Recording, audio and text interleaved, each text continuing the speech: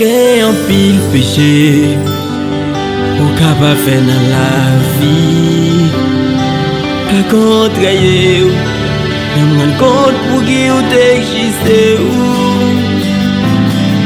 Chak jou leve wap mande BONDYE padone peche ou, e ou toujou peche.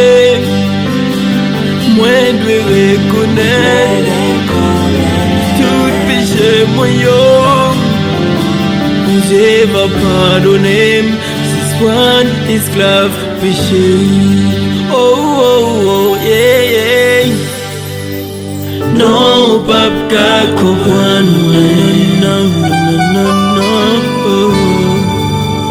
Parce que ou pas dans place moi.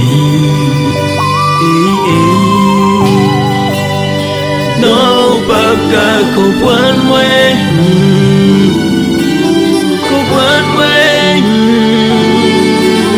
Konprann Mwen. Ou gatan kou yon ti mouton ki san gadyen, kame mouri nan soleil, n'importe bête capable de view. Sak nan mwen an pi fort. Non pas qu'à comprendre Mwen, non non non non oh. Parce que ou pas dans place Mwen. Non pas qu'à comprendre Mwen, comprendre Mwen, comprendre Mwen. Non pas qu'à comprendre Mwen, non non non non oh. Parce que ou pas dans place Mwen.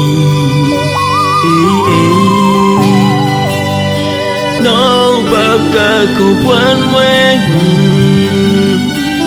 comprendre Mwen, comprendre Mwen. Psalmiste Production Studio.